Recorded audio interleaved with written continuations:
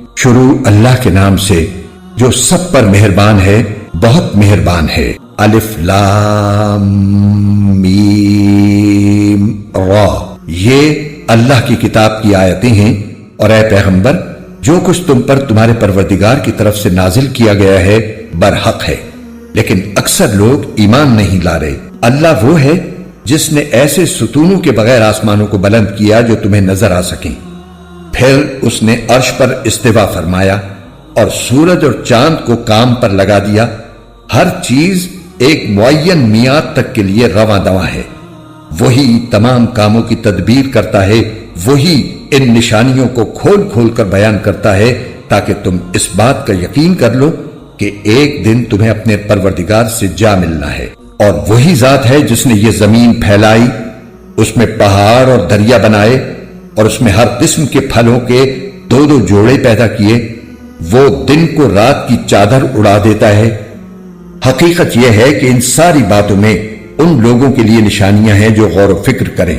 اور زمین میں مختلف قطعے ہیں جو پاس پاس واقع ہوئے ہیں، اور انگوروں کے باغ اور کھجور کے درخت ہیں جن میں سے کچھ دوہرے تنے والے ہیں اور کچھ اکہرے تنے والے، سب ایک ہی پانی سے سیراب ہوتے ہیں، اور ہم ان میں سے کسی کو ذائقے میں دوسرے پر فوقیت دے دیتے ہیں۔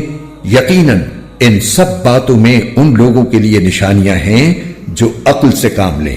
اور اگر تمہیں ان کافروں پر تعجب ہوتا ہے تو ان کا یہ کہنا واقعی عجیب ہے کہ کیا جب ہم مٹی ہو جائیں گے تو کیا سچ مچ ہم نئے سرے سے پیدا ہوں گے؟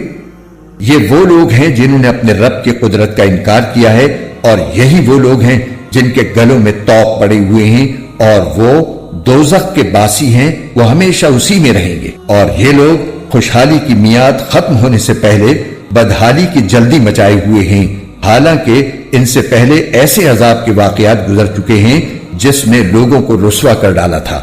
اور یہ حقیقت ہے کہ لوگوں کے لیے ان کی زیادتی کے باوجود تمہارے رب کی ذات ایک معاف کرنے والی ذات ہے، اور یہ بھی حقیقت ہے کہ اس کا عذاب بڑا سخت ہے۔ اور جن لوگوں نے کفر اپنا لیا ہے وہ کہتے ہیں کہ بھلا ان پر یعنی حضرت صلی اللہ علیہ وآلہ وسلم پر ان کے رب کی طرف سے کوئی معجزہ کیوں نہیں اتارا گیا؟ اے پیغمبر، بات یہ ہے کہ تم تو صرف خطرے سے ہوشیار کرنے والے ہو، اور ہر قوم کے لیے کوئی نہ کوئی ایسا شخص ہوا ہے جو ہدایت کا راستہ دکھائے۔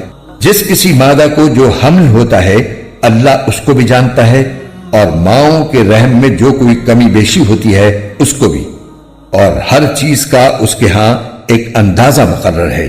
وہ غائب و حاضر تمام باتوں کا جاننے والا ہے۔ اس کی ذات بہت بڑی ہے، اس کی شان بہت اونچی۔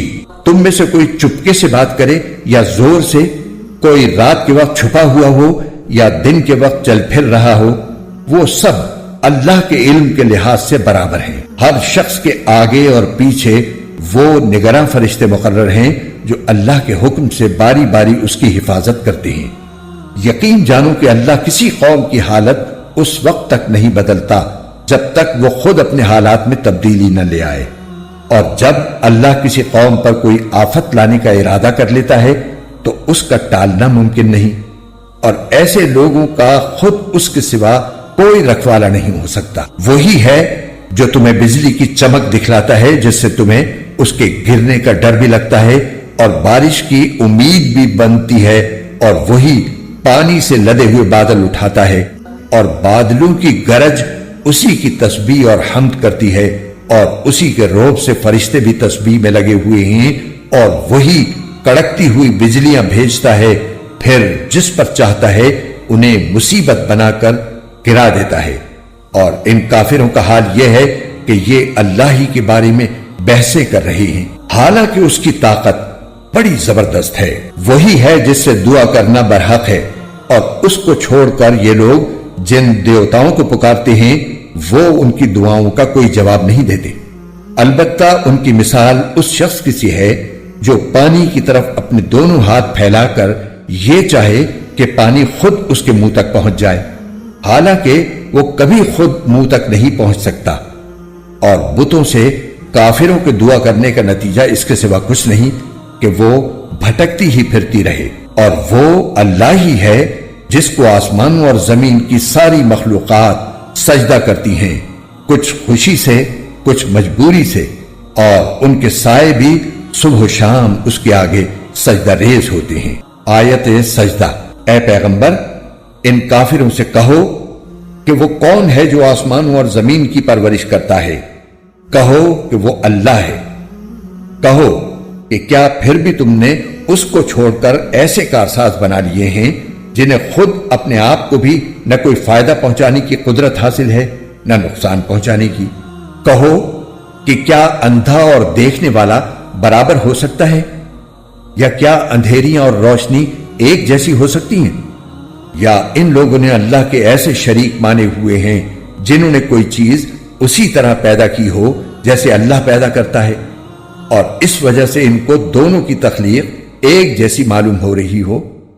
अगर कोई इस गलत फहमी में मुब्तला है तो उससे कह दो कि सिर्फ अल्लाह हर चीज का खालिक है, और वो तन्हा ही ऐसा है कि उसका इख्तिदार सब पर हावी है। उसी ने आसमान से पानी बरसाया जिससे नदी नाले अपनी अपनी बिसात के मुताबिक बह पड़े। फिर पानी के रेले ने फूले हुए झाग को ऊपर उठा लिया, और इसी किस्म का झाग उस वक्त भी उठता है जब लोग जेवर या बर्तन बनाने के लिए धातों को आग पर तपाते हैं। अल्लाह हक और बातिल की मिसाल इसी तरह बयान कर रहा है कि दोनों किस्म का जो झाग होता है वो तो बाहर गिरकर जाया हो जाता है, लेकिन वो चीज जो लोगों के लिए फायदेमंद होती है वो जमीन में ठहर जाती है। इसी किस्म की तमसीलें हैं जो अल्लाह बयान करता है। भलाई उन्हीं लोगों के हिस्से में है जिन्होंने अपने रब का कहना माना है, और जिन्होंने उसका कहना नहीं माना, अगर उनके पास दुनिया भर की सारी चीजें भी होंगी, बल्कि उतनी ही और भी, तो वो क़यामत के दिन अपनी जान बचाने के लिए वो सब कुछ देने को तैयार हो जाएंगे। इन लोगों के हिस्से में बुरी तरह का हिसाब है, और इनका ठिकाना जहन्नम है, और वो बहुत बुरा ठिकाना है। जो शख्स ये यकीन रखता हो कि तुम पर तुम्हारे परवरदिगार की तरफ से जो कुछ नाजिल हुआ है बरहक है, भला वो उस जैसा कैसे हो सकता है जो बिल्कुल अंधा हो। हकीकत यह है कि नसीहत तो वही लोग कबूल करते हैं जो अक्ल होश रखते हो, यानी वो लोग जो अल्लाह से किए हुए अहद को पूरा करते हैं और मुआहदे की खिलाफ वर्जी नहीं करते। और जिन रिश्तों को अल्लाह ने जोड़े रखने का हुक्म दिया है, ये लोग उन्हें जोड़े रखते हैं और अपने परवरदिगार से डरते हैं और हिसाब के बुरे अंजाम से खौफ खाते हैं। और ये वो लोग हैं जिन्होंने अपने रब की खुशनूदी की खातिर सब्र से काम लिया है और नमाज कायम की है, और हमने उन्हें जो रिज़्क़ अता फरमाया है उसमें से खुफिया भी और एलानिया भी खर्च किया है, और वो बदसलूकी का दिफा हुस्न सुलूक से करते हैं। वतन असली में बेहतरीन अंजाम इनका हिस्सा है, यानी हमेशा रहने के लिए वो बागात जिनमें वो खुद भी दाखिल होंगे और उनके बाप दादों, बीवियों और औलाद में से भी जो नेक होंगे वो भी, और उनके इस्तकबाल के लिए फरिश्ते उनके पास हर दरवाजे से ये कहते हुए दाखिल होंगे कि तुमने दुनिया में जो सब्र से काम लिया था उसकी बदौलत अब तुम पर सलामती ही सलामती नाजिल होगी, और तुम्हारे असली वतन में यह तुम्हारा बेहतरीन अंजाम है। और दूसरी तरफ जो लोग अल्लाह से किए हुए अहद को मजबूती से बांधने के बाद तोड़ते हैं और जिन रिश्तों को अल्लाह ने जोड़े रखने का हुक्म दिया है उन्हें काट डालते हैं और जमीन में फसाद मचाते हैं, तो ऐसे लोगों के हिस्से में लानत आती है और असली वतन में बुरा अंजाम इन्हीं का है। अल्लाह जिसके लिए चाहता है रिस्क में वुसअत कर देता है और जिसके लिए चाहता है तंगी कर देता है। ये काफिर लोग दुनियावी जिंदगी पर मगन हैं, हालांकि आखिरत के मुकाबले में दुनियावी जिंदगी की हैसियत इससे ज्यादा नहीं कि वो मामूली सी पूंजी है। और जिन लोगों ने कुफ्र अपना लिया है वो ये कहते हैं कि इन पर यानी मोहम्मद सल्लल्लाहु अलैहि वसल्लम पर इनके परवरदिगार की तरफ से कोई निशानी क्यों नहीं उतारी गई। कह दो कि अल्लाह जिसको चाहता है गुमराह कर देता है और अपने रास्ते पर उन्हीं को लाता है जो उसकी तरफ रुजू करें।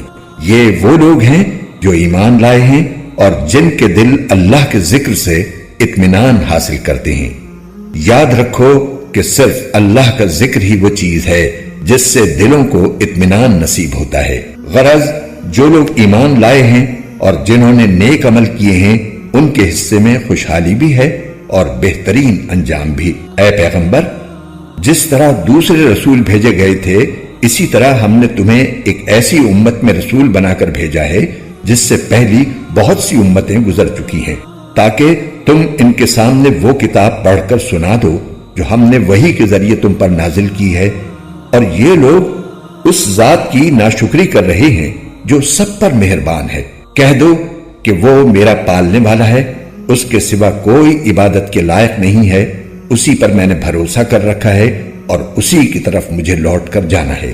اور اگر کوئی قرآن ایسا بھی اترتا جس کے ذریعے پہاڑ اپنی جگہ سے ہٹا دیے جاتے یا اس کی بدولت زمین شق کر دی جاتی اور اس سے دریا نکل پڑتے یا اس کے نتیجے میں مردوں سے بات کر لی جاتی، تب بھی یہ لوگ ایمان نہ لاتے۔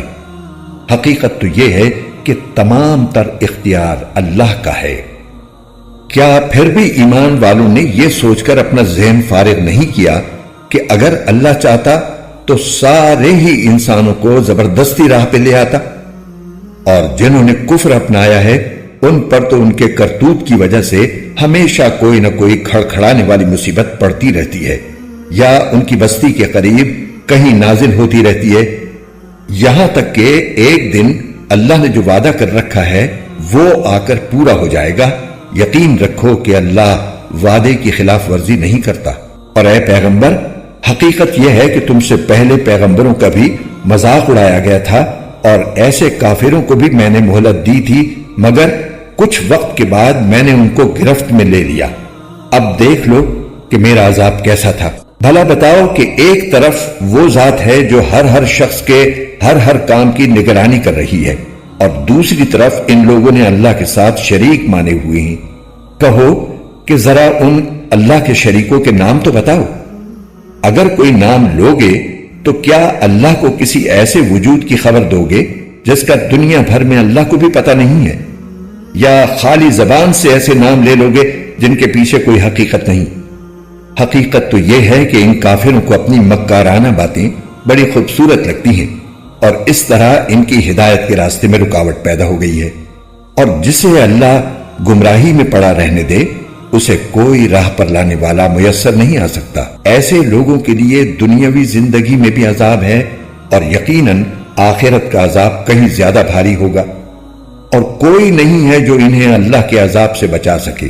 دوسری طرف وہ جنت جس کا متقی لوگوں سے وعدہ کیا گیا ہے، اس کا حال یہ ہے کہ اس کے نیچے نہریں بہتی ہیں، اس کے پھل بھی سدا بہار ہیں اور اس کی چھاؤں بھی۔ یہ انجام ہے ان لوگوں کا جنہوں نے تقوی اختیار کیا، جبکہ کافروں کا انجام دوزخ کی آگ ہے۔ اور اے پیغمبر، جن لوگوں کو ہم نے کتاب دی ہے وہ اس کلام سے خوش ہوتے ہیں جو تم پر نازل کیا گیا ہے، اور انہی گروہوں میں وہ بھی ہیں جو اس کی بعض باتوں کو ماننے سے انکار کرتے ہیں۔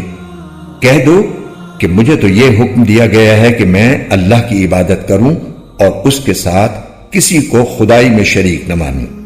اسی بات کی میں دعوت دیتا ہوں اور اسی اللہ کی طرف مجھے لوٹ کر جانا ہے۔ اور اسی طرح ہم نے اس قرآن کو عربی زبان میں ایک حکم نامہ بنا کر نازل کیا ہے، اور اے پیغمبر، تمہارے پاس جو علم آ چکا ہے، اگر اس کے بعد بھی تم ان لوگوں کی خواہشات کے پیچھے چلے تو اللہ کے مقابلے میں نہ تمہارا کوئی مددگار ہوگا نہ کوئی بچانے والا۔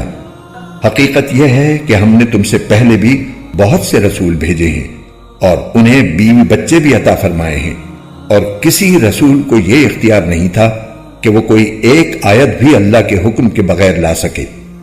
ہر زمانے کے لیے الگ کتاب دی گئی ہے۔ اللہ جس حکم کو چاہتا ہے منسوخ کر دیتا ہے اور جس کو چاہتا ہے باقی رکھتا ہے، اور تمام کتابوں کی جو اصل ہے وہ اسی کے پاس ہے۔ اور جس بات کی دھمکی ہم ان کافروں کو دیتے ہیں، چاہے اس کا کوئی حصہ ہم تمہیں تمہاری زندگی ہی میں دکھا دیں یا اس سے پہلے ہی تمہیں دنیا سے اٹھا لیں، بہرحال تمہارے ذمے تو صرف پیغام پہنچا دینا ہے اور حساب لینے کی ذمہ داری ہماری ہے۔ کیا ان لوگوں کو یہ حقیقت نظر نہیں آئی کہ ہم ان کی زمین کو چاروں طرف سے گھٹاتے چلے آ رہے ہیں؟ ہر حکم اللہ دیتا ہے، کوئی نہیں ہے جو اس کے حکم کو توڑ سکے، اور وہ जल्द हिसाब लेने वाला है। जो लोग इनसे पहले गुजरे हैं, चालें उन्होंने भी चली थी, लेकिन चाल तो तमाम तर अल्लाह ही की चलती है। कोई भी शख्स जो कुछ करता है सब उसे मालूम है, और काफिरों को अनकरीब पता लग जाएगा कि असली वतन का नेक अंजाम किसके हिस्से में आता है। और जिन लोगों ने कुफ्र अपना लिया है वो कहती हैं कि तुम पैगंबर नहीं हो। कह दो कि मेरे और तुम्हारे दरमियान गवाही के लिए अल्लाह काफी है, नीज हर वो शख्स जिसके पास किताब का इल्म है।